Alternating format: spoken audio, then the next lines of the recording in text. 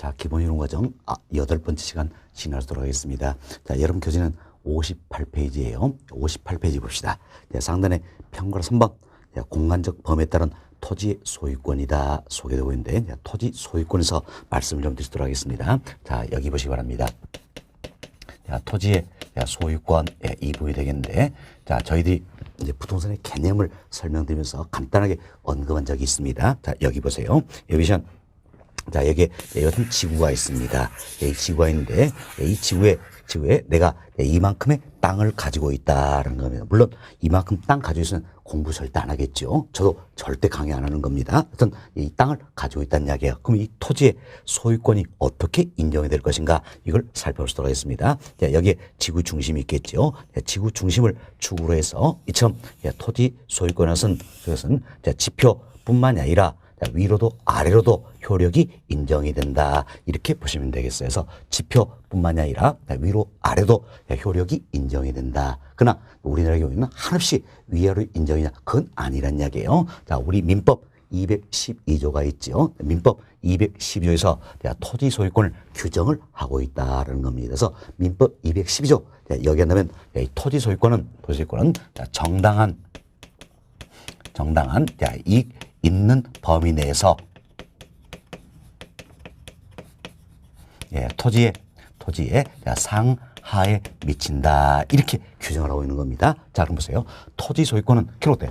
토지의 상하에 미친다 그랬죠? 상하에 미치니까 지표뿐만 아니라 위로도 아래로도 소유권의 효력을 인정하겠다, 이런 뜻이에요. 따라서 토지 소유권을 공간적 개념으로 또한 입체적 개념으로 바라보고 있다 할 수 있겠죠. 그러나 한없이 위아래로 인정은 아니란 이야기예요. 자, 보세요. 정당한 이익 있는 범위 내에서다, 이렇게 규정하고 있는 거죠.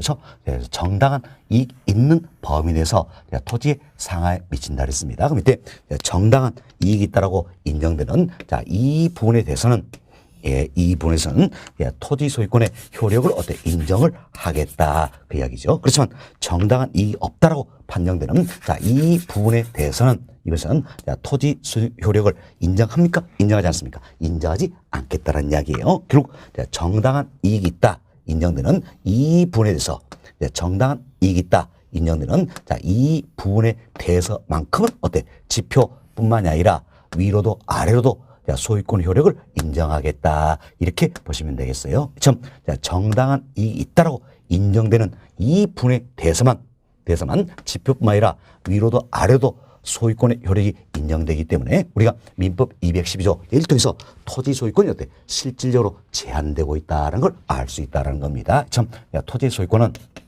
실질적으로 제한이 되고 있다는 걸 알 수 있다, 이렇게 보시면 되겠어요. 그럼 도대체 정당한 이익 있는 범위가 어떻게 될 것인가, 이 판단도 굉장히 중요하겠지요. 그래서 정당한 이익이 있다 없다, 이 판단 어떻게 하신가, 먼저 사회 통념상 판단을 한다는 이야기예요. 또한 법률이 허용하는 이 용도적 범위 이내에서 판단을 하게 된다, 이렇게 생각하시면 돼요. 사회 통념상 또는 법률이 허용하는 용도의 범위 내에서 판단하게 된다. 그래서 이제 우리가 아주 쉽게 이런 사람에 대한 이야기예요.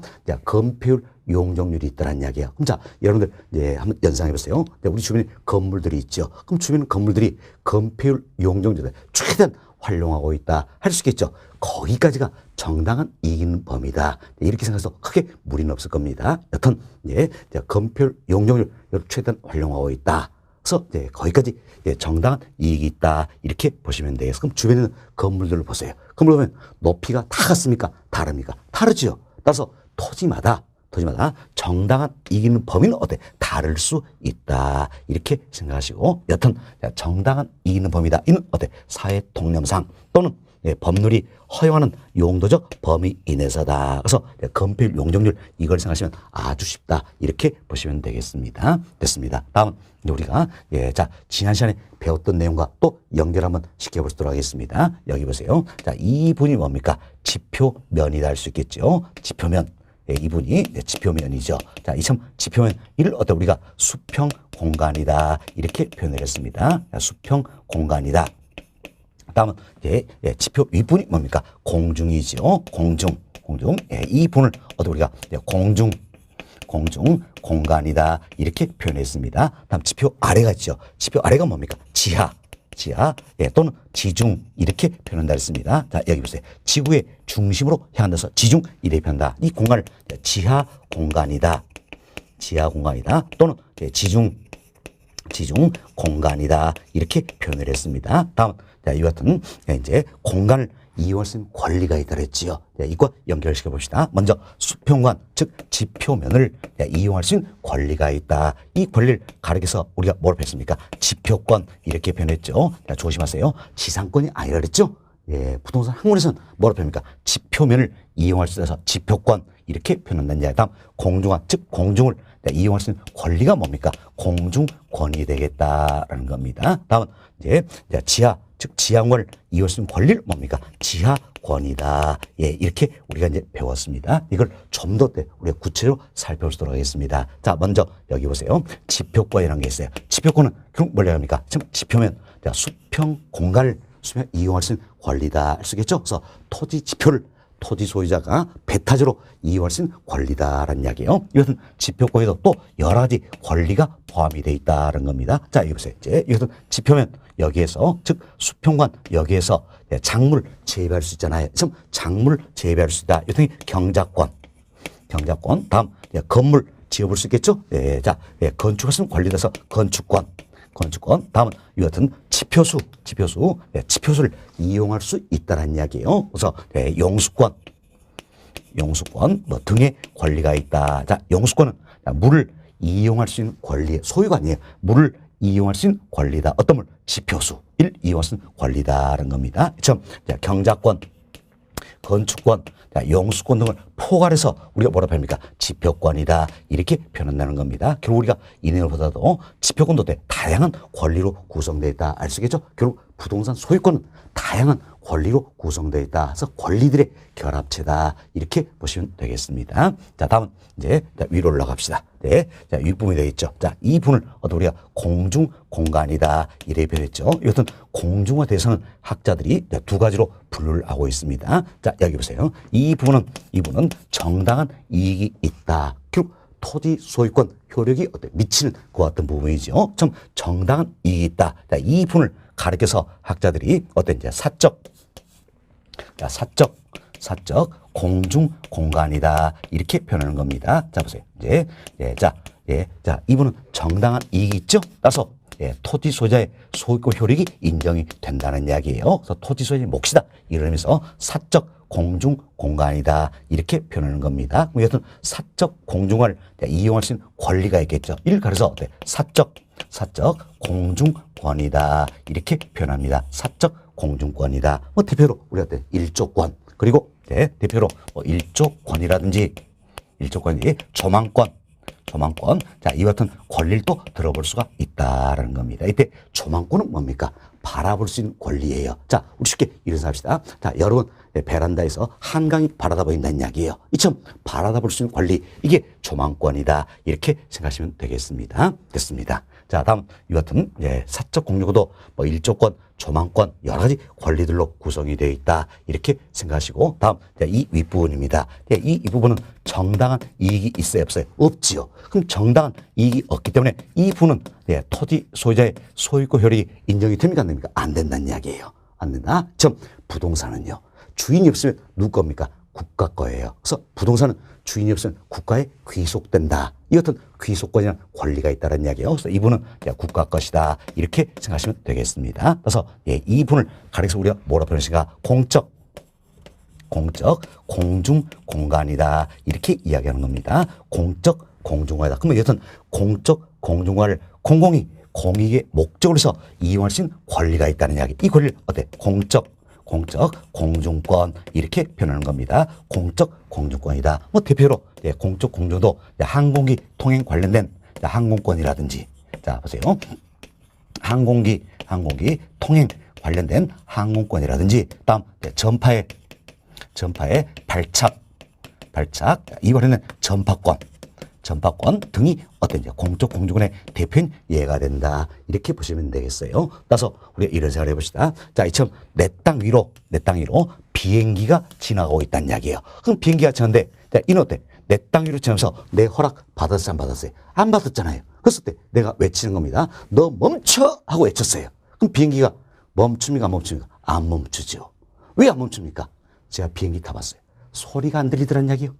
사실은 그게 아니죠. 참 항공기 통행, 이와 관련된 권리는 토지 소유권 효력이 미칩니까? 미치지 않습니까? 미치지 않는다냐. 이는 국가의 권리다. 이렇게 생각하시면 되겠어요. 따라서 내 땅 위로 비행기가 지나면서 멈춰서는 권리는 어때? 나에게 없다. 이렇게 생각하시면 되겠습니다. 됐습니다. 자, 이렇게 생각하시고 위에서는 이 부분을 좀 조심하셔야 됩니다. 자, 항공기 통행 관련된 항공권이나 전파의 발착 관련된 전파권, 이들은 토지 소유권 효력이 미칩니까? 미치지 않습니까? 미치지 않는다. 미치지 않는다. 국가의 권리가 된다. 이렇게 생각하시면 되겠습니다. 다음 아래로 내려봅시다. 그래서 자, 이분이 어때? 지하지요. 지하. 이걸 지하 공간이란다. 이용할수 권리가 지하권이죠. 그래서 지하권이라는 것은 이처럼 지하 공간을 이용하거나 이를 통해서 이익을 얻을 수 있는 권리다. 이렇게 생각하시면 되겠습니다. 사실 이제 저희들이 공중관 이걸 설명드리면서 공중관 이 부분은 학자들이 사적 공중공간, 공적 공중관 구분하고 있다 했어요. 그러나 지하 공간이다. 이것은 별다른 구분은 하지 않고 있다 생각하시고 한꺼번에 말씀을 드립니다. 여튼 지하권에서는 이처럼 지하 공간을 이용하거나 이를 통해서 이익을 얻을 수 있는 권리를 말한다. 그럼 여튼 지하권에도 여러 가지가 있다는 이야기예요. 먼저 미채굴, 광물 관련된 권리가 있습니다. 다음 또 지하수를 이용할 수 있는 권리도 있다. 뭐 기타 등등 여러 가지 권리가 있다라는 겁니다. 그럼 우리가 쉽게 이런 생각합시다. 자, 미채굴 광물은 뭡니까? 아직까지 채굴되지 아니한 광물이에요. 그럼 자, 내 땅 밑에 금이 묻혀 있다는 이야기예요. 아직까지 채굴되지 않았죠? 이게 바로 미채굴 광물이다. 이렇게 생각하시면 되겠어요. 그럼 자, 여기 보세요. 자, 우리 민법 212조에서는 토지 소유권에 것은 정당한 이익이 있는 범위 내에서 토지의 상하에 미친다 그랬어요. 그래서 정당한 이익이 있다 인정된 이 부분에 대해서는 지표뿐만 아니라 위로도 아래로도 소유권 효력이 인정이 된다라는 겁니다. 따라서 지하에 관한 모든 권리를 토지 소유자에게 인정이 그게 아니란 이야기야. 정당한 이익이 있다라고 인정된 부분만 소유권 효력을 인정하겠다라는 겁니다. 그럼 뭔가는 인정해 줘야 되겠지요. 그리고 인정되지 아니한 건 누구의 겁니까? 국가의 것이라는 이야기. 그럼 잘 보세요. 미채굴 광물, 지하수를 이용할 수 있는 권리다. 이 중에 돈 될 만한 건 뭡니까? 미채굴 광물. 이게 돈 될 만하죠. 지하수를 이용할 수 있는 권리. 이건 어때? 돈이 안 되겠다는 이야기. 그래서 어떻습니까? 돈 안 될 만한 거. 지하수를 이용할 수 있는 권리. 이거 어때? 너 주겠다라는 이야기야. 너 줄 테니까 먹고 떨어져라 이야기지요. 다만 미채굴 광물 이용하려는 권리는 자, 토지 소유자에게 인정해 준다 안 해준다? 안 해준다. 이렇게 보시면 되겠습니다. 이렇게 쉽게 이해하시면 되겠어요. 그래서 우리나라 경우에는 토지 소유자에게 모든 지하의 권리를 인정해 주는 건 아니다. 일부만 인정해 준다. 왜? 정당한 이익을 보면서 토지 상하에 미친다 규정하고 있으니까 일부만 인정해 주겠다는 겁니다. 사실 이때 이제 지하수는 토지의 구성분자예요.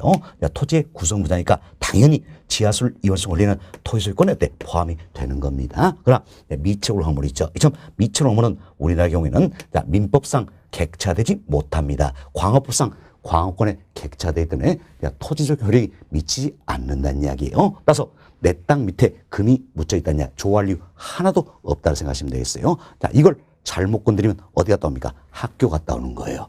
학교. 그래서 매일같이 규칙적인 생활하죠. 졸업식 날은요, 별도 하나 달아주는 겁니다. 가족들은 별 둘은 달지 말라고 선물로 두부도 주는 거예요. 그리고 또 운이 좋으면 드라마에도 출연시켜주는 거죠. 혹시 보셨는지 모르겠어요. 슬기로운 깜빵 생활.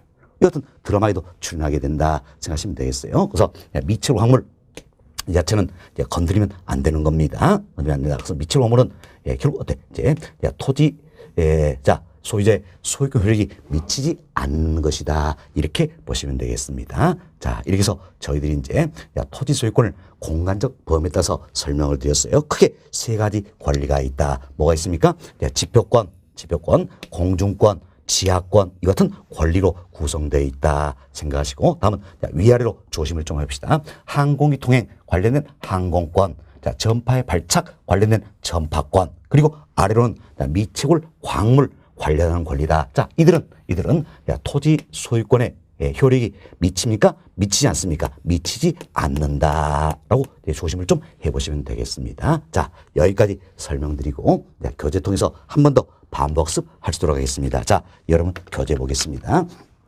58페이지예요. 58페이지 상단에 평골 3번. 네, 공간적 범위에 따른 토지 소유권이다 소개됐죠? 첫 번째로 봅시다. 자, 민법 212조에서는 토지 소유권은 정당한 이익 있는 범위에서 토지의 상하에 미친다라고 규정하고 있다. 우리 설명했죠? 네, 자, 토지 소유권은 정당한 이익 있는 범위 내에서 토지의 상하에 미친다. 이렇게 규정하고 있다는 겁니다. 네, 자, 그 다음 좀 봅시다. 토지 소유권 범위는 실질적인 제한이 있음을 시사하고 있다. 이 점 토지 소유권은 실질적 제한이 있다는 걸 알 수 있겠지요. 자, 다음 주 보세요. 자, 토지 소유권의 효력 범위를 공간적, 입체적으로 바라보고 있다. 자, 참 공간적, 입체적 개념으로 바라보고 있다라는 겁니다. 다음 동그라미 1번 봅시다.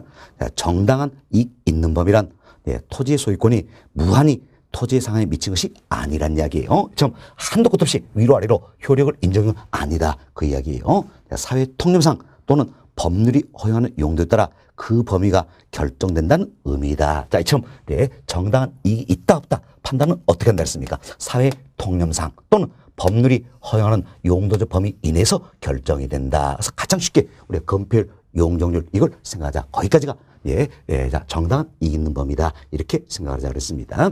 자, 그 다음 주 보세요. 따라서 토지 소유권의 공간적 범위는 모든 토지가 평등하고 균등한 지적을 지인다라고 할 수가 없다라는 겁니다. 우리 이런 이야기를 드렸지요. 자, 주변에 건물들 보자는 이야기야. 그럼 건물들 보면 높이가 다 다르잖아요. 그럼 결국 정당한 이익 있는 범위도 토지마다 다를 수 있다. 이렇게 생각하시면 되겠어요. 따라서 토지 소유권의 공간적 범위는 모든 토지가 평등하고 균등한 지적을 지인다고 할 수가 없다라는 겁니다. 다음 동그라미 기억본 봅시다. 자, 토지의 소유권은 광업법에 의한 광물의 조광권이나 이때 조광권 나왔죠. 조광권은 뭡니까? 채굴할 수 있는 권리를 말한다. 결국 광물 이 자체를 채굴할 수 있는 권리 이걸 어때요? 우리가 조광권 이렇게 이야기하는 겁니다. 그 다음 주 보세요. 항공안전법에 의한 항공에 대해서는 영향을 미치지 않는 것으로 규정하고 있다는 겁니다. 자, 이건 여러분이 이 생각하시면 되겠어요. 자, 여기 보세요. 항공기 통행 관련된 항공권 그리고 미채굴 광물 관련된 권리는 토지 소유권 효력이 미칩니까? 미치지 않습니까? 미치지 않는다. 이렇게 이해하시면 되는 겁니다. 자, 다음 니은번 보세요. 자, 지하 공간의 이용이 증대되고 초고층 건물이 늘어남에 따라 토지 소유권의 구체적 범위 해석에 대해서 법원의 판단에 의존하기도 한다는 이야기예요. 자, 이건 이런 생각을 해보세요. 자, 이처럼 지하 공간의 이용이 증대되고 있다는 이야기예요. 또한 초고층 건물이 늘어난다. 그럼 결국 정당한 이익 있는 범위가 어디까지인가? 이 자체가 어때? 상당히 중요한 문제다 할 수 있겠죠. 그럼 도대체 정당한 이익 있는 범위가 어디까지인가? 이 자체를 어때? 법원의 판단에 의존하기도 한다. 이렇게 생각하시면 되겠습니다. 자, 그리고 그 아래 보시면 자, 박스에 그림이 들어있죠? 자, 이 그림 통해서 어떤 우리가 지금까지 설명을 드렸다 생각하시고 그림은 참고하시면 되겠습니다. 다음 동그라미 2번 봅시다. 2번 보시면 자, 지표권이란 자, 바로 이 부분이 되겠죠. 네, 지표권입니다. 자, 지표권이란 자, 토지 지표를 토지 소유자 배타적으로 이용하여 작물을 경작하거나 작물 경작하다 이게 뭡니까? 경작권. 다음 건물 건축성 권리다. 자, 건물 건축성 권리가 뭡니까? 건축권 뭐 등의 권리를 말한다. 이렇게 보시면 되겠습니다. 결국 경작권, 건축권, 용수권 등을 포괄해서 우리가 뭡니까? 지표권 이렇게 표현한다 생각하시면 되겠습니다. 자, 다음 동그라미 3번 보세요. 공중권입니다. 자, 이 공중권은 자, 공중 공간을 이용할 수 있는 권리다 할 수 있겠죠. 그래서 사적 공중권과 공적 공중권으로 구분이 된다는 겁니다. 기억 보세요. 사적 공중권입니다. 자, 이는 소유권자가 토지 구역상의 공중권을 타인에게 방해받지 않고 정당한 이익 있는 범위에서 이처럼 정당한 이익 있는 범위 내에서 이용 관리할 수 있는 권리를 말한다는 겁니다. 다음 님 보세요. 공적 공주권이란 항공기 통행이나 전파의 발작처럼 공공기관이 공익의 목적을 위하여 공중을 이용하신 권리다. 그래서 공적 공중권의 대표인 예가 뭐가 있습니까? 항공기 통행 관련된 항공권, 전파의 발착 관련된 전파권이 있다. 이들은 자 공적 공중권에 해당이 되는 거죠. 따라서 이들은 토지 소유자의 소유권 효력이 미칩니까? 미치지 않습니까? 미치지 않는다. 이렇게 우리가 설명드렸던 내용이에요. 다음 동그라미 4번 봅시다. 4번 자 지하권이란 자 여기에 있죠. 지하권이란 토지 소유자가 지하공간에서 어떤 이익을 얻거나 지하공간을 사용할 수 있는 권리를 말한다는 겁니다. 기억 보면서요. 자, 지하수는 토지의 구성 분자라 그랬지요. 따라서 지하수를 이용하는 권리는 어때? 토지 소유권에 포함이 된다는 겁니다. 그렇지만 뭐 보세요. 미치로 광물은 민법상 객체되지 못한다. 광업법상 광업권에 객체되므로 토지 소유자의 효력이 어때? 미치지 못한다. 이렇게 보시면서 저희들이 위아래로 조심하자 그랬어요. 위로는 항공기 통행 관련된 항공권, 아래로는 미채굴 광물 관리하는 권리다. 이는 토지 소유권의 효력이 미칩니까? 미치지 못합니까? 미치지 못한다. 이렇게 조심하자 그랬습니다. 다음 디귿본 보세요. 공익사업이라도 토지의 지하 또는 지상공간을 사실상 이용구조로 사용할 경우에 공익사업자는 토지 소유자에게 토지의 이용이 저해된 정도에 따라서 보상을 해야 한다는 겁니다. 이 관해서 서울시 조례로 나오게 된 게 바로 한계심도라는 개념이 있어요. 그래서 여러분 보충학습 박스에 두 번째 보시면 한계심도 나와 있죠. 여기서 간단히 설명을 드립니다. 한계심도는 우리가 이런 생각을 해봅시다. 자, 여기 보세요. 이와 같은 토지가 있습니다. 토지인데 이제 이 토지 소유자의 이용을 저해하지 않는 깊이가 있다는 이야기예요. 자, 이제 토지마다 다 다르게 있죠. 이 토지는 여기가 토지 소유의 이용을 저해하지 않는 깊이가 된다라는 겁니다. 다음 이 토지는 토지 소유의 이용을 저해하지 않는 깊이가 여기란 이야기예요. 여기다. 다음 이 토지는 토지 소유의 이용을 저해하지 않는 깊이가 여기란 이야기예요. 자, 이걸 연결해 보면 이것은 무엇으로 되겠지요? 자, 이 분이 결국은 뭡니까? 한계심도다. 이게 이제 한계심도다. 이렇게 참고를 해보시면 되겠습니다. 됐습니다. 그럼 자, 보세요. 이제 한계심도. 자, 이내의 공간입니다. 한계심도 이내의 공간은 바로 이 부분이 되겠지요. 자, 이 부분입니다. 이 부분은 어찌 보면 정당한 이익이 있다라고 판정되는 부분이에요. 따라서 이 부분은 누구의 몫입니까? 토지 소유자의 몫이다. 이렇게 생각하시면 되겠어요. 그렇지만 이 토지 소유자가 지금 토지를 이용하지 않고 있다 해서 공익의 목적을 위해서 이렇게 지하철 뚫어버렸다는 이야기예요. 이렇게 지하철 뚫어버렸어요. 그럼 현재는 이용하지 않고 있기 때문에 아무런 문제가 안 되겠죠. 그러나 이 토지 소유자가 앞으로 이 분을 이용할 수 있어요, 없어요? 없잖아요. 이분 이용할 수가 없다는 이야기예요. 그렇죠? 사실은 이 분은 정당한 이익이 있는 부분이잖아요. 토지 소유권 효력이 인정이 되는 부분이에요. 그러나 앞으로 이용이 됩니까? 안 됩니까? 안 되죠. 따라서 이 부분에 대해서는 이 부분에 대해서는 보상이 이루어져야 된다는 겁니다. 그래서 한계심도 이내의 공간에서는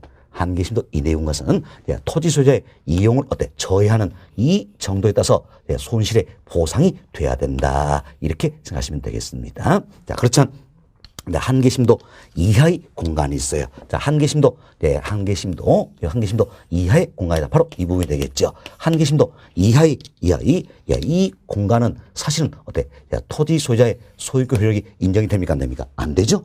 이 부분에서는 이론적으로 손실의 보상 대상이 아니라 손실보상 해줄 필요 없다. 이론적으로는 좀 손실보상 해줄 필요가 없다는 점에서 여러분들이 이렇게 이해하셔야 됩니다. 한계심도 이내의 공간입니다. 참 한계심도 이내의 공간에 대해서는 토지 소유의 이용을 저해하는 이 정도에 따라서 손실보상이 돼야 되겠죠. 그러나 한계심도 이하의 공간에선 이론적으로 손실보상의 대상은 아니다. 이렇게 생각하시면 되겠습니다. 자, 이제 이 같은 개념들이 나오게 되고 상단에 디귿번 다시 한번 봅시다.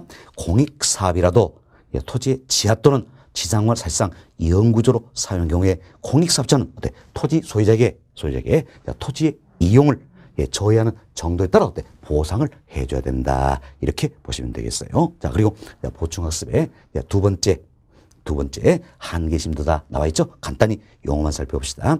자, 한계심도란 토지 소유자의 통상적 이용행위가 예상되지 않으며 지하시설 설치로 일반적 토지용의 시장을 추려진 깊이를 가리킨다라는 것. 결국 토지 소유자의 토지 이용을 저해하지 않는 깊이를 말한다. 이렇게 참고하시면 되겠습니다. 따라서 한계심도 이하의 공간은 자, 이 부분이 되겠죠. 한계심도 이하의 공간에 대해서 이론적으로 손실보상 대상이 아니다라는 걸 참고해 주시면 되겠습니다. 자, 이렇게 해서 저희들이 이제 공간적 범위에 따른 토지 소유권이다. 우리 교실에서 한 번 더 반복습을 했다 보시면 되겠어요. 네, 여기까지가 이제 공간 관련된 내용이 되겠습니다. 그래서 저희들이 지금까지 이제 공간으로서의 부동산이다. 즉 공간으로서의 토지다. 이 부분 다 설명을 드렸습니다. 설명드렸고 60페이지로 넘어갑니다.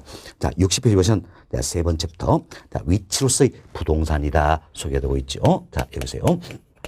자, 위치로서의 부동산이다 소개가 되고 있는데 이때 부동산은 역시 어때? 토지를 의미하는 것이다. 이렇게 생각하시면 되겠습니다. 됐습니다. 그래서 토지는 위치다. 표현을 썼겠죠? 사실 토지는 있는 그대로 놓으면 움직일 수 있어요? 없어요? 없다란 이야기예요. 없다. 이 같은 특성을 우리가 뭐라 합니까? 부동성 이렇게 표현하는 겁니다. 부동성 앞으로 또 배우실 거예요. 안입을 움직일 동. 그래서 움직이지 않는 특별한 성질이다. 그럼 움직이지 않기 때문에 부동성을 다른 말로 뭡니까? 자, 지리적 위치가 고정돼서 지리적 위치의 고정성이다. 이렇게도 표현하는 겁니다. 참 부동성이나 특성으로 인해서 특정한 토지는 어때? 특정한 위치를 지니게 된다 할 수 있겠죠. 이때 위치가 좋냐 나쁘냐 여기에 따라서 토지의 가치나 유용성이 어때? 달라져 버린다. 이렇게 생각하시고 토지의 위치에도 크게 두 가지가 있다라는 겁니다.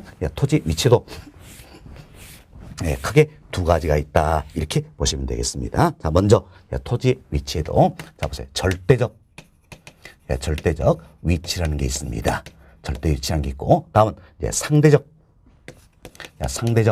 위치라는 게 있다. 이걸 비교하시면 되겠어요. 이때 절대적 위치라는 것은 있는 그대로의 위치를 말하는 겁니다. 그래서 있는 그대로의 위치다. 이런 의미에서 우리가 절대적 위치를 어때 이제 자연적 위치다. 또는 이제 물리적 위치다. 있는 그대로니까 물리적 위치다. 또 지리적 위치다. 이렇게도 표현할 수가 있다는 겁니다. 절대 위치는 있는 그대로의 위치를 말한다. 이는 변할 수 있어요? 없어요? 없죠? 이는 불변적이다. 이렇게 보시면 되겠어요. 뭐 때문입니까? 바로 지리적 위치의 고정성이다. 즉 부동성이다. 이 같은 특성 때문이다. 이렇게 보시면 되겠어요. 하면 상대적 위치라는 게 있어요. 상대적 위치는 주변의 토종이 어떻느냐 여기 따라서 결정된 위치를 말하는 겁니다. 주변에 토지 이용에 따라서 결정된 위치를 말한다. 그래서 흔히 우리가 상대적 위치를 경제적 위치다 또는 인문적 위치다 이렇게도 표현한다라는 겁니다. 그렇죠? 주변의 토지가 어떻느냐 여기에 따라 결정되는 상대 위치는 변할 수 있어요? 없어요? 있죠. 자, 주변에 토종이 어떤 에 따라서 변할 수가 있다는 이야기예요. 그래서 따라서 이는 어떻습니까? 가변적이고 유동적이다. 이렇게 보시면 되겠어요. 여튼 상대 위치는 변할 수가 있다. 이는 앞으로 우리 배우겠지만 위치의 가변성이다. 하면서 이 같은 특성과 어때? 밀접한 관련이 있다. 이렇게 보시면 되겠습니다. 자, 그럼 이처럼 이제 토지의 위치도 크게 두 가지에 달했죠. 하나는 절대적 위치라는 게 있고 또 하나는 상대적 위치라는 게 있다. 이 중에서 뭐가 더 중시될까요? 사실 상대적 위치가 더욱더 중시된다 할 수 있겠죠. 그렇지만 절대적 위치의 영향도 어때? 무시할 수는 없다라는 이야기예요. 따라서 우리가 입지를 선정하고자 한다. 이처럼 입지를 선정하고자 한다. 입지는 뭡니까? 들어설 자리가 되겠죠. 이처럼 입지를 선정하고자 한다. 이때도 어떻습니까? 중요한 건 상대치지만 절대치 영향을 무시할 수가 없다는 얘기라서 이때도 어때? 상대적 위치뿐만 아니라 절대적 위치 여기까지 어때? 고려가 돼야 된다. 그래서 상대적 위치, 절대 위치 모두를 어때? 고려해서 입지 선정이 이루어져야 된다. 이렇게 생각하시면 되겠어요. 자, 이래서 위치에서 말씀을 드렸는데 위치로서의 부동산이다. 즉 위치로 토지다. 여기서는 이 정도만 정리해서 크게 문제는 없을 겁니다. 자, 여러분 교재 보겠습니다. 자, 교재는 60페이지예요. 60페이지 3번 챕터입니다. 자, 3번 챕터 보시면 자, 위치로서의 부동산이다 나와 있죠? 여기에는 자, 별표 하나만 해 두시기 바라겠습니다. 네, 별표 하나만 해주시고 첫 번째로 봅시다. 자, 토지는 위치다라는 거죠. 지리적 위치의 고정성을 하여 이때 지리적 위치의 고정성이다. 이 경우입니까? 움직일 수 없다. 부동성 이걸 의미하는 거지요.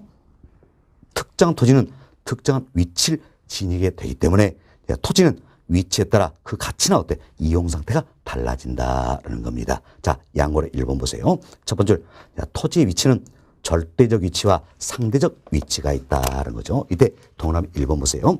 절대적 위치는 있는 그대로의 위치를 말한다 그랬습니다. 있는 그대로의 위치를 말한다. 그래서 자연적 위치다.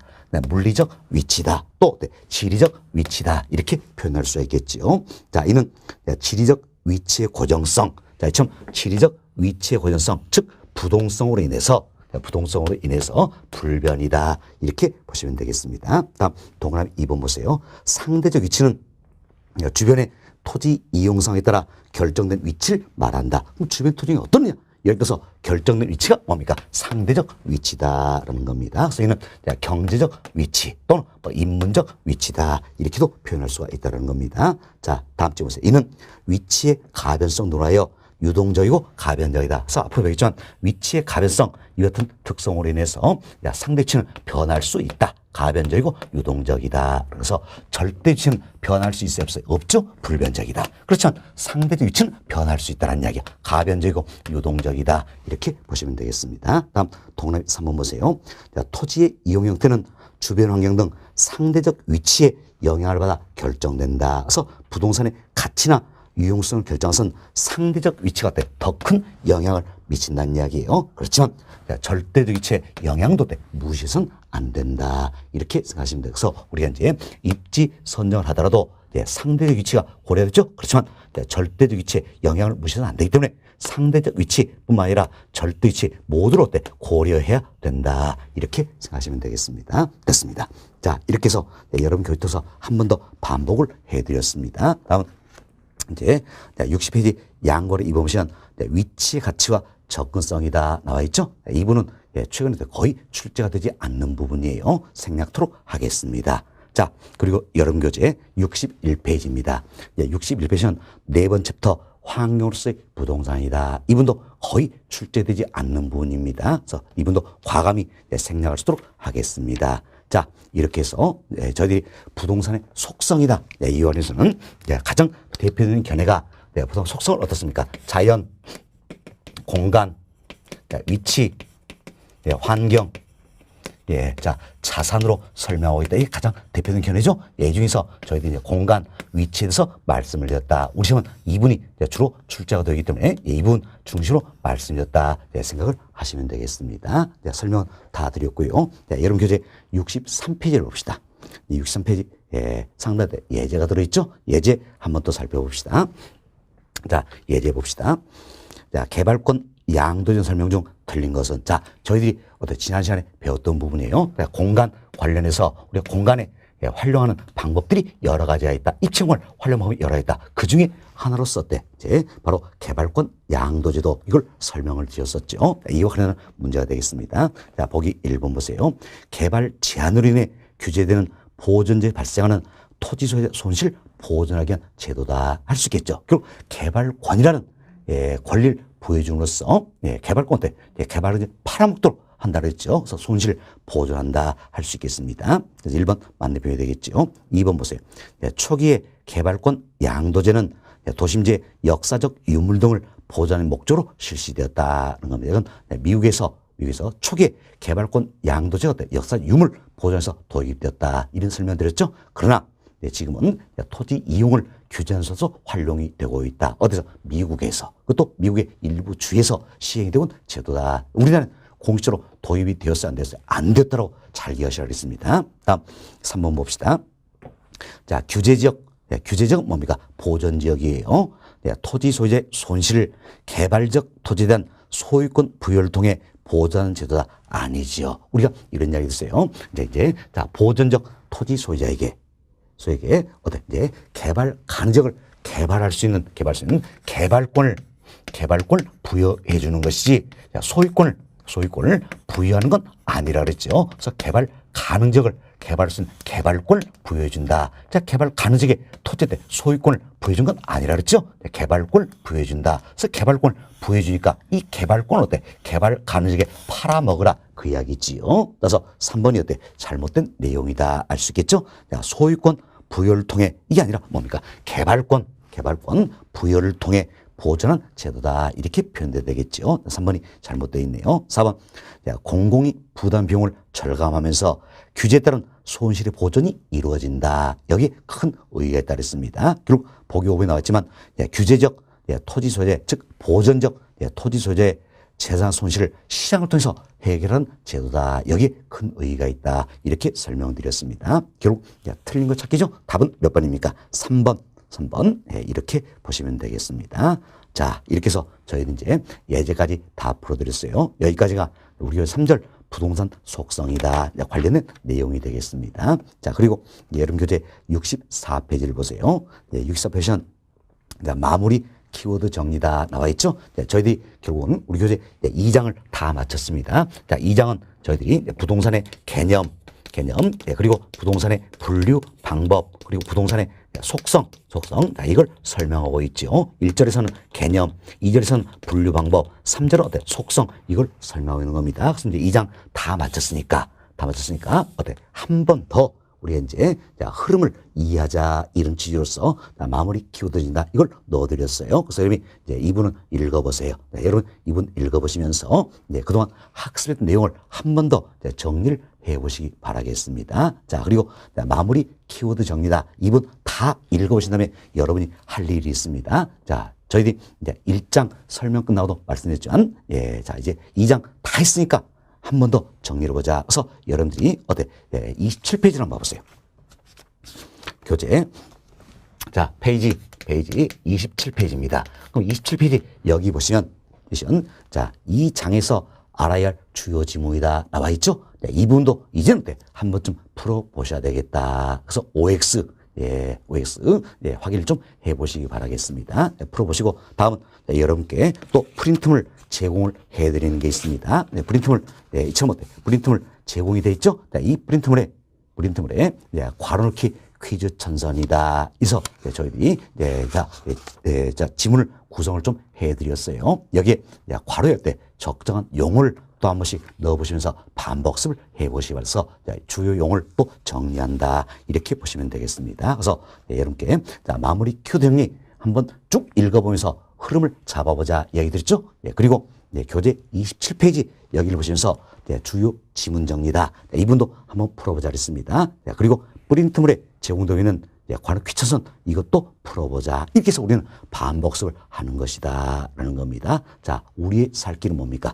반복습 이것밖에 없다는 이야기예요. 자꾸 반복을 해야 된다. 그래서 반복습 1위에서 자료도 제공했으니까 꼭 좀 풀어보시면서 학습에 좀 도움이 되셨으면 하는 바람이 되겠습니다. 자, 이렇게 해서 저희들이 이제 2장 부동산의 개념과 분류다. 이분은 다 맞춰드렸습니다. 맞춰드렸고, 여름 교재 65페이지로 넘어갑니다. 자, 65페이지는 3장 부동산의 특성이다 소개되고 있죠. 먼저 이 부분도 여러분께 제공된 프린트물이 있을 거예요. 자, 프린트물 다 다운로드 하셨죠? 자, 프린트물 한번 보세요. 보시면 1페이지에 출제 경향이다 소개되고 있죠. 그래서 최근 10년 동안 3장 부동산의 특성에서는 몇 문제씩 출제됐는가 보여드리고 있는 내용에 대해서. 그렇지만 최근 5개년이 더 중요하다 그랬죠. 최근 5개년입니다. 자, 25회부터 지난 29회 자기혁신까지 부동산 특성이다. 이 파트에서는 안 나온 적은 딱 한 번 있죠. 딱 한 번 있고 대체로 한 문제는 꼬박꼬박 출제되고 있다 알 수 있겠죠. 그래서 최근 5개 동안 안 나온 적은 딱 한 번 있고 대체로 한 문제씩 꼬박꼬박 출제되고 있다 알 수 있겠습니다. 자, 지난 시험도 한 문제 출제가 되었죠. 그리고 여러분이 실 이번 30회 자격시험에도 한 문제는 꼭 출제가 될 것이다. 이렇게 예상되는 영역이 되겠습니다. 사실 우리 교재 2장 부동산의 개념과 분류다. 이분 우리 학습했죠. 2장 이 같은 경우에는 이제 한 2문제 정도 출제가 예상된 영역이었어요. 그렇지만 다양한 부에서 출제가 되기 때문에 우리가 많은 시간 할애해서 설명을 드렸던 겁니다. 자, 저는요 최근 10년 이걸 기준합니다. 10년 동안 출제했던 영역들 중심으로 어때? 설명이 되고 있는 겁니다. 그럼 10년 동안 출제되지 아니한 영역이다. 과감히 버립니다. 왜? 우리는 만점 받는 게 목표가 아니잖아요. 그죠? 예, 합격점 받기 위해서다. 그래서 어때? 예, 자, 효율적인 학습이 된다. 그래서 출제 경향에 맞춰서 학습하자 그랬어요. 그래서 최근 10년 동안 출제된 영역 중심으로 설명을 드린다. 그래서 2장 이 같은 경우에도 최근 10년 동안 출제된 영역들이 어때? 굉장히 광범위합니다. 그래서 우리가 이제 비록 두 문제 출제로 예상되지만 많은 시간 할애해서 설명을 드렸던 거예요. 그리고 3장도 한 문제 출제가 되려 예상이 됩니다. 그렇지만 이 부분도 용어 정리를 많이 하셔야 될 파트이기 때문에 많은 시간 할애해서 여러분께 설명을 좀 드릴 수 있도록 하겠습니다. 자, 이렇게 해서 저희도 이제 출제 경향 말씀을 드렸고, 다음은 출제 빈도입니다. 자, 우리 교재 3장 부동산의 특성이다. 이 부분은 1절부터 3절까지 세 계절로 구성이 되어 있습니다. 1절은 부동산의 특성에 대해서 개괄적으로 설명 내용이 되어 있고, 2절은 토지의 특성, 3절은 건물의 특성이다. 이렇게 구체로 설명 내용들이 있어요. 자, 이 중에 자, 출제 빈도 동그라미로 표기를 해드렸어요. 대체로 하에 들어있지요. 하에 들어있죠. 그렇지만 상 중에 있는 부분이 있어요. 이게 그럼 뭡니까? 2절 토지 특성이다. 그 부분이죠. 그래서 우리 시험은 주로 2절 토지의 특성, 이와 관련해서 출제가 많이 되고 있다. 이렇게 느끼시면 되겠습니다. 자, 여기까지 말씀을 드리면 될 것 같고요. 다음 여러분 교재로 다시 돌아옵니다. 자, 기본서입니다. 기본서 65페이지 보시면 이 장에서 알아야 할 주요 지문이다 나와 있죠. 현재는 이 부분 풀어보실 단계가 아니에요. 예, 자, 그래서 이 부분도 마찬가지로 3장 부동산의 특성이다. 이분 강의가 때 다 끝난 다음에 제가 또 풀어보라고 말씀을 드려요. 그때 풀어보시면 되겠습니다. 자, 그리고 교재 68페이지로 넘어갑니다. 자, 68페이지 보시면 이제 1절 부동산의 특성이다 소개되어 있죠. 여기서부터 설명을 좀 드리도록 하겠습니다. 자, 칠판 보시기 바라겠습니다. 자, 여기 보세요. 자, 부동산의 특성이다. 이래서 근데 먼저 이부터 합시다. 특성은 뭡니까?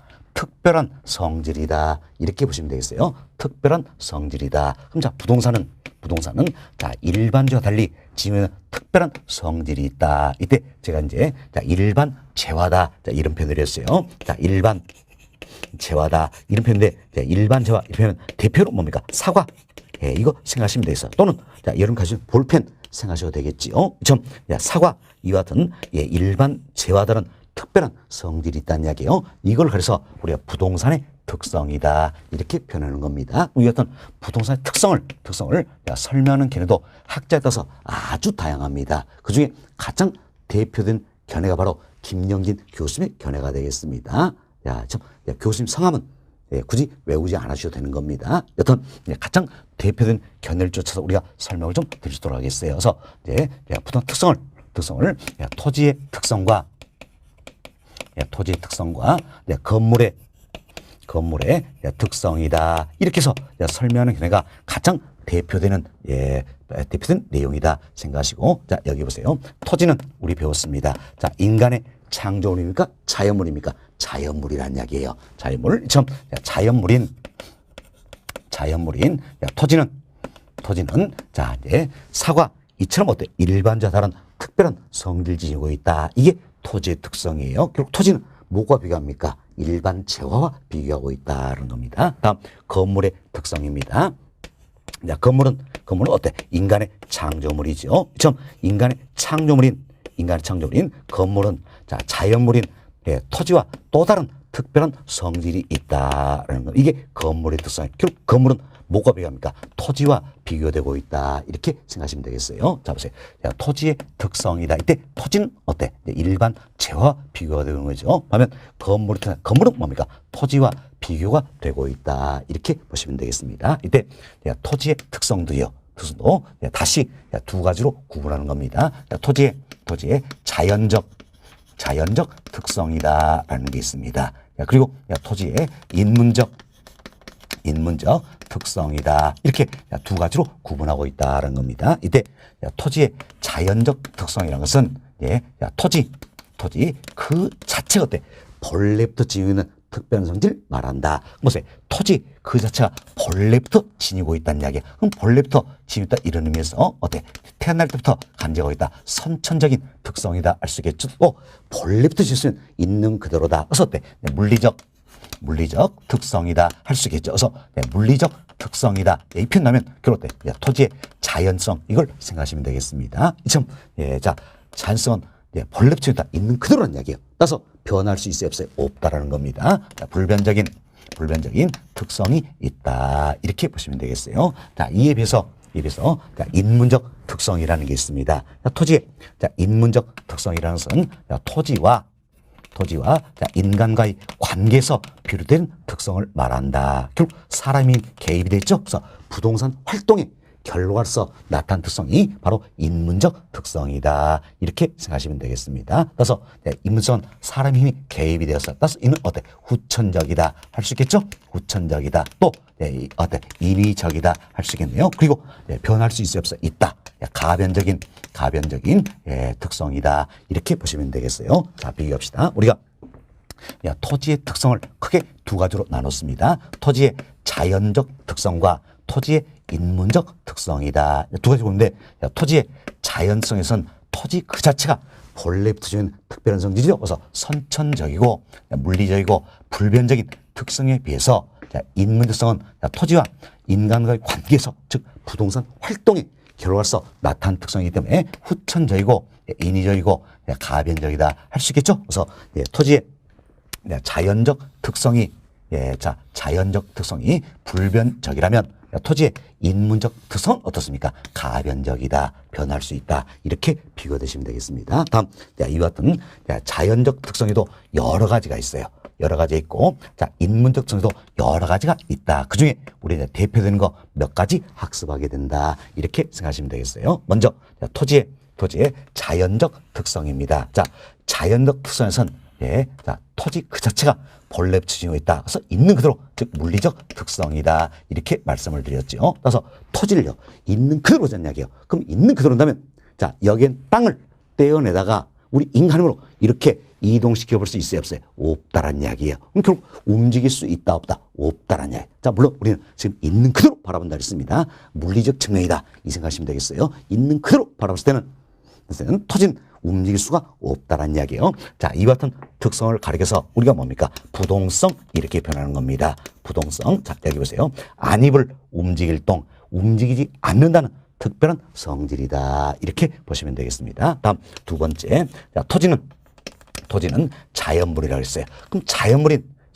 이 토지의 절대량을 우리 인간의 힘으로 늘려볼 수 있어요 없어요? 없다란 이야기예요. 없다. 그래서 물리적인 절대량은 늘릴 수가 없다는 이야기예요. 이와 같은 특성을 해서 부증성 이렇게 이야기합니다. 부증성. 자, 안입을 증가시킬 수 없다는 특별한 성질 말한다라는 겁니다. 그럼 어떤 분은 이런 말씀합니다. 아니, 자, 바다를 매립한다는 이야기예요. 그럼 바다를 매립해서 택지를 조성하면 토지의 절대량이 늘어난 게 아니냐? 아닙니다. 아니에요. 학문적으로는 바다도 토지예요. 지구덩어리 자체가 어때? 토지가 되는 겁니다. 그럼 생각해보세요. 지구덩어리 자체가 토지가 되는데 우리 인간의 힘으로 지구덩어리 자체 면적을 늘려볼 수 있어요? 없다라는 이야기예요. 자, 이 같은 특성을 뭐랍니까? 부증성이다. 이렇게 보시면 되겠습니다. 다음 토지는 아무리 상해도 가치의 소모나 마음의 일이 없다서 영구히 쓸 수 있다는 이야기예요. 자, 이와 같은 특성을 가려서 우리가 영속성 이렇게 표현하는 겁니다. 사실 우리 배웠습니다. 토지는 공간이란 이야기예요. 그럼 자 보세요. 이제 토지는 공간인데 이 공간은 결코 파괴됩니까? 아니란 이야기예요. 파괴되지 않는다는 이야기예요. 영구히 쓸 수 있다는 겁니다. 자, 이와 같은 특성을 가서 우리가 영속성 이렇게 표현하는 겁니다. 다음 네 번째, 자, 토지를 있는 그대로 바라보자는 이야기예요. 그럼 자, 여기엔 땅과 인접해는 이 땅이라죠. 자, 지형, 지질, 지세 이와 같은 걸 고른다면 똑같은 땅이 있어요 없어요? 없다는 이야기지요.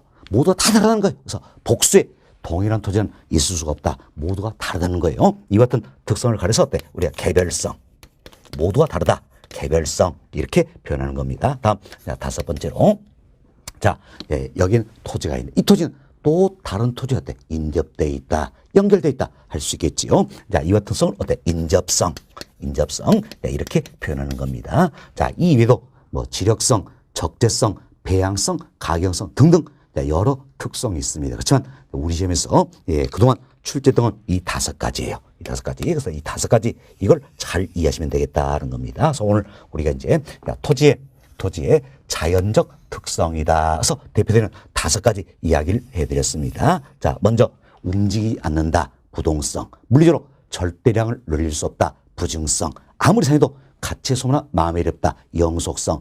모두가 다르다. 복수의 동일한 톤이 있을 수 없죠. 개별성. 인접돼 있다. 인접성 등이 있다. 이렇게 생각하시면 되겠습니다. 다음 이제 토지의 인문적 특성입니다. 자, 이 인문성도 여러 가지 했어요. 그런데 한 3가지 정도만 우리가 살펴보도록 하겠습니다. 자, 먼저 이 토지는 자, 인간의 힘에 의해서 여러 가지 용도로 쓸 수가 있다는 이야기예요. 때에 따라서는 1차 산업용지, 때에 따라서는 2차 산업용지, 3차 산업용지, 주거용지, 공공용지 등 여러 가지 용도로 쓸 수 있다. 자, 이 같은 특성을 그래서 우리가 용도의 다양성이다. 이렇게 표현되는 겁니다. 자, 이는 어떤지 우리 사람들의 힘에 의해서 여러 가지 용도를 쓸 수 있어서 인문적 특성이 되는 거예요. 다음 2번째.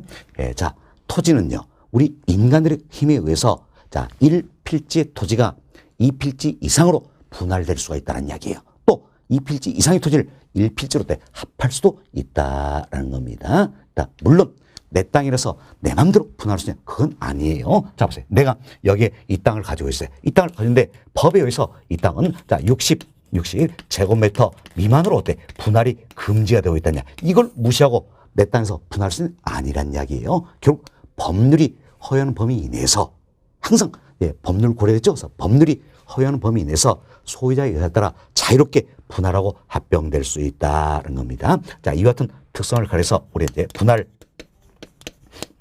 합병의 가능성이다. 이렇게 이야기합니다. 분할 합병의 가능성이다. 이렇게 표현하고, 자, 이걸 줄여서 우리 줄여서 분합성 이렇게 표현하는 겁니다. 자, 여기 보세요. 자, 분할 합병의 가능성, 분합성 이렇게 표현한다는 겁니다. 다음 세 번째로 토지의 사회적, 경제적, 행정적 위치는 변할 수가 있다는 이야기예요. 위치의 가변성이 있다는 겁니다. 자, 이걸 줄여서 우리 위치의 가변성이다. 이렇게 표현하는 거지요. 자, 이때 여기 보세요. 자, 사회적, 경제적, 행정적 위치는 부동산 활동의 결과로서 나타나는 위치입니다. 그래서 이는 변할 수가 있다는 건데, 이때 사회적, 경제적, 행정적 위치 이걸 모두 모아가지고 어떻습니까? 우리가 경제적 위치다. 이렇게 표현하기도 하고 상대적 위치다 이렇게 표현하기도 하는 겁니다. 그래서 우리 조금 전에 상대 위치 이걸 배웠죠? 상대 위치는 경제적 위치다 이렇게 표현해 주변에 토지에 있어서 결정된 위치를 말한다는 이야기예요. 그래서 사회적, 경제적, 행정 위치는 부동산 활동이 나타나니까 변할 수 있어 있다. 가변성이 있다. 이렇게 생각하시면 되겠습니다. 자, 이와 관해서 간단한 사례를 하나 들어드릴 수 있겠습니다. 자, 여기 보세요. 자, 여기 보시면 여기에 주거지역이 있습니다. 주거지역인데 이 주거지역 인근에 대규모의 화학 공장이 있었어요. 화학공장이 있었는데 이 화학공장이 다른 곳으로 이전을 해가더란 이야기예요. 이러면서 이 주거지역에 있는 이 토지의 위치, 위상은 달라질 수가 있다는. 왜? 주거 환경이 개선이 되었기 때문이다. 할 수 있겠죠. 이게 바로 뭡니까? 사회적 위치가 변하는 대표인 사례가 된다는 겁니다. 다음, 여기는 화학공장이라고 이 지역이 개발되면서 도로가 이렇게 신설이 되더란 이야기야. 도로가 신설이 되고 여기에 지하철 역사도 들어서더란 이야기야. 이러면서 주거지역에 있는 이 토지의 위치, 위상은 달라질 수 있어요, 없어요? 있죠.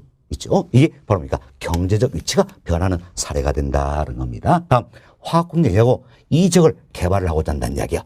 투기가 우려들어서 이 지역을 토지거래 허가 구역으로 지정을 한다는 이야기야. 이러면서 이 주거된 이 토지의 위치, 위상은 달라질 수 있다. 이게 행정적 위치가 변하는 사례다. 우리가 이 같은 사례를 통해서 사회적, 경제적, 행정적 위치는 변할 수 있어요, 없어요? 있다. 이렇게 생각하시면 돼요. 그래서 여러분들이 어떤 게 사회적 위치고 어떤 게 경제적 변하는 사례다. 이게 중요한 게 아니에요. 이게 중요한 게 아니라 이 내용을 통해서 사회적, 경제적, 행정적 위치는 변할 수 있다. 이렇게 생각하시면 결국 상대치는 변할 수 있다. 이렇게 생각하시면 되겠습니다. 됐습니다. 뭐 이유도 여러 있지만 인문적 특성이다. 그래서 이 세 가지를 정리를 좀 해놓으시면 되겠습니다. 그래서 인문성 여러 개인데 오늘 세 가지를 말씀드렸어요. 먼저 토지는 우리 인간들에서 여러 가지 용도로 쓸 수 있다. 이게 뭡니까? 용도의 다양성. 다음 법률이 허용하는 범위 이내에서 소유자의 의사에 따라 자유롭게 분할 합병할 수 있다. 분합성. 사회적, 경제적, 행정치는 변할 수 있다. 위치의 가변성 등이 있다. 이렇게 생각하시면 되겠어요. 자, 이렇게 해서 저희들이 이제 토지의 특성을 토지의 자연적 특성과 인문적 특성으로 구분해서 말씀을 좀 드렸습니다. 다음은 건물의 특성입니다. 자, 건물의 특성, 이 부분은 사실 중요도 좀 낮은 부분이에요. 자, 건물은 인간의 창조물이라 했죠? 따라서 자연물인 토지 어때? 또 다른 특별한 성질이 있다. 그래서 건물과 뭘 비교한다 했어요? 토지를 비교하는 것이다. 이렇게 생각하시면 되겠어요. 먼저 토지는 움직일 수 없다. 부동성의 특성이 있다는 이야기예요. 그러나 건물은 움직일 수 있어요? 없어요? 있지요. 과거에는 건물도 움직일 수 없다라 그랬습니다. 그러나 최근에는 워낙 건축기술, 이축기술이 발달하다 보니까 이동식 주택도 나오고 조립식 주택도 나오더라는 이야기에서 이동이 가능하다는 거면서 이제 이동 가능성이 있다. 이렇게 표현되는 겁니다. 자, 이동 가능성이 있다. 이렇게 표현되고 있다는 겁니다. 다음 두 번째, 토지는 자연물이라 써서 물리로 절대량을 늘릴 수 없다. 부증성의 특성이 있습니다. 그러나 건물은 인간의 창조력 때문에 생산해낼 수 있어요? 없어요? 있지요. 있죠. 그래서 이제 생산 가능성이 있다라는 겁니다. 다음 세 번째, 토지는 아무리 생각해도 가치의 소나 마음이 없다. 영속성의 특성이 있다라 했어요. 그러나 건물은 천년만년 쓸 수 있는 건 아니죠. 물론 건물도 오래 쓸 수 있는 겁니다. 그러나 영속적인 못하다. 내용연수가 있다는 이야기예요. 자, 아파트 이런 것도 50, 60년 지금 내용연수가 있다. 따라서 영속적인 못하지요. 이제 비영속성의 특성이 있다. 이렇게 보시면 되겠어요. 다음 네 번째, 토지는 있는 거 들어보면 모두가 다 다르다는 이야기예요.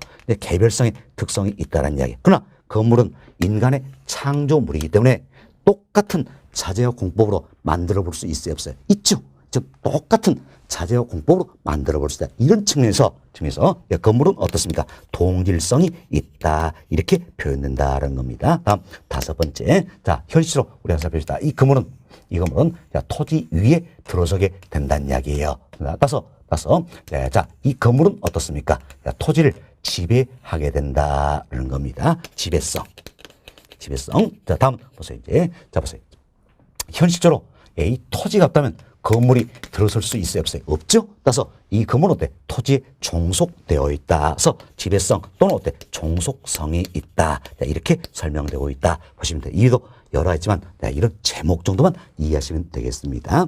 자, 이렇게 해서 건물성은 어때? 이동 가능성이 있다. 생산 가능성이 있다. 비영속성, 동질성, 지배성 또는 종속성의 특성이 있다. 제목 중심으로 이해가 좀 되시면 되겠어요. 자, 이렇게 해서 저희는 이제 부동산의 특성을 가장 대표되는 견해를 쫓아서 토지의 특성과 건물성 나눠서 어때? 살펴드렸다. 이렇게 보시면 돼서 개괄적으로 설명을 다 드렸습니다. 자, 여러분 교재 통해서 한 번 더 반복습 하시도록 하겠습니다. 자, 여러분 교재 68페이지를 보세요. 자, 68페이지 보시면 자, 1절 부동산의 특성이다 소개되어 있죠. 첫 번째 보세요. 부동산 특성이란 부동산이 일반적으로 달리 지니는 특별한 성질을 말한다. 이렇게 참고하시고 1번 챕터 봅시다. 1번 챕터 김영진 교수님의 견해죠. 이게 이제 가장 대표되는 견해다 할 수 있으면서 박스를 보세요. 박스 보시면 부동산 특성을 크게 토지의 특성과 건물의 특성으로 나누었다는 이야기예요. 이때 토지의 특성을 다시 토지의 자연적 특성과 인문적 특성으로 구분하고 있다는 겁니다. 이때 자연적 특성에도 여러 있죠. 그중에 우리 오늘 5가지를 이야기했습니다. 뭐가 있습니까? 부동성, 부증성, 영속성, 개별성, 인접성 등이 있다는 겁니다. 다음 인문적 특성에도 여러 있죠. 오늘 3가지를 말씀드렸어요.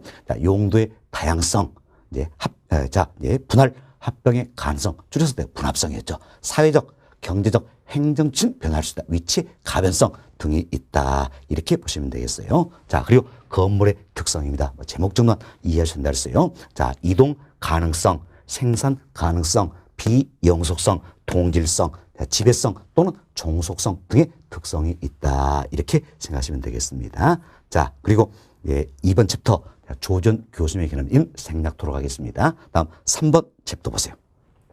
자, 안정은 교수님의 견해가 되겠는데, 자, 먼저, 자, 우측 페이지 봅시다.